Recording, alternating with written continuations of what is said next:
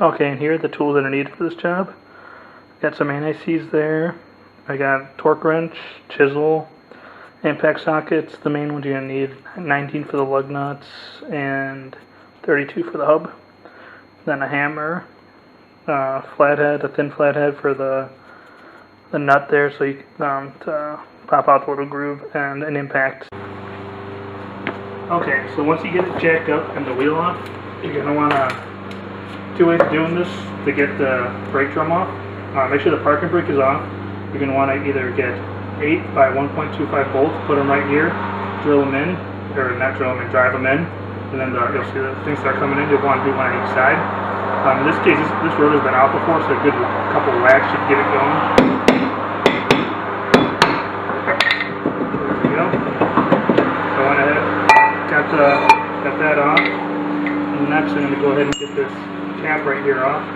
Little dust boot, and give it a few whacks right there. It may take some persuasion if it hasn't been off before. Looks like this one hasn't been off forever.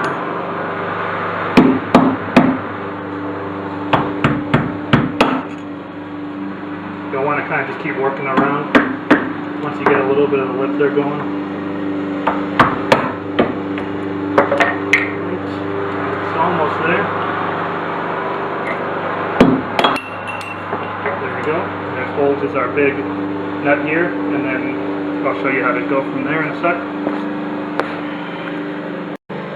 Okay, and looking at the nut here with Hondas, they'll often have a notch in the CV axle, or, well, in this case, not really the CV axle because it's just for the rear, but either way, right here where it clods on, you're going to want to take a screwdriver here and pop that out. You'll probably need a hammer in there to get that off so that you can go ahead and take this nut off.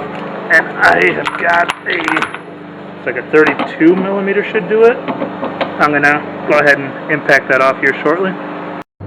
And here I basically just went ahead, got a long, or it doesn't even have to be a long, just a thin flathead, stuff it in there, start hammering, just getting that part unbent, and then I can go ahead and give it hell with the impact to pop it off. You probably don't even need an impact, really. You could put the rotor vac on, put the parking brake on, or have somebody press the brake and then undo it with a breaker bar, because there's no rust in there or anything, but I've got impact, so that's what I'm going to be using. There you go, that came off very easily, and so did the hub assembly. So that was the easiest I think I've ever gotten one off before in my life.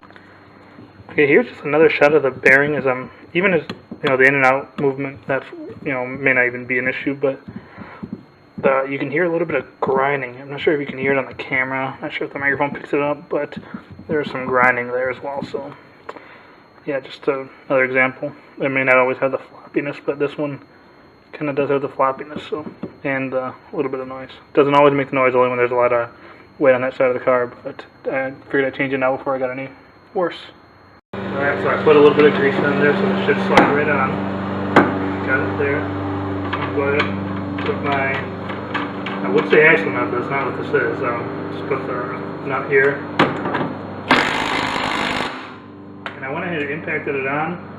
There's a little notch right here, right where it was before, which should mean it's torqued right, but I'm going to still, once I get the drum back on, torque it with a torque wrench, set the parking brake, and torque it with a torque wrench. So I believe it's 134 foot-pounds of torque.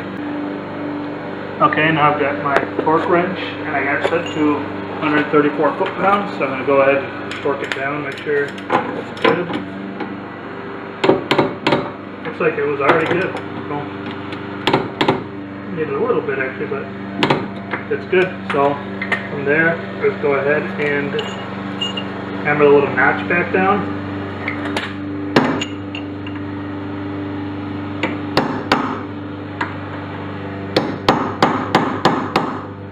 And go ahead and put the wheel back on. Really simple job. This actually been very easy. Some issues you might come across is the bearing race might come off of the old bearing and stay on there, so you know, keep an eye on that. There's a couple different ways you can do that. A lot of times it's easy just to kind of slid in it with a Dremel tool or a cutoff wheel, whichever you prefer. Sometimes you can just hammer them off, or with like a chisel, top them off too. Different ways you can do it. Okay, and here it is back together. I just put a little bit of anti-seize here so the wheel doesn't seize to it. or prevents it from seizing as much, because I did have to kick the hell out of this thing to get the wheel off. And then I also forgot to mention I did put some behind on the hub and around the little bore there, so hopefully this drum doesn't go ahead and seize up there. It shouldn't have to service it in a while, because it's all pretty much new back there besides the drum, or as far as like hardware and such. And the pads back there, or shoes, have plenty of life left on them, so we're good there. So now I'm just going to pop the wheel on, torque the lug nuts, and take it for a drive and test it out. And that should be it. Overall, pretty simple job, so hopefully this helps. Any questions, comments, concerns, go ahead and leave them in the comment section. Okay, and here are the tools that are needed for this job. Got some anti-seize there. I got torque wrench, chisel, impact sockets. The main ones you're going to need, 19 for the lug nuts and 32 for the hub. Then a hammer, flathead, a thin flathead for the nut there, so you to pop out the little groove, and an impact.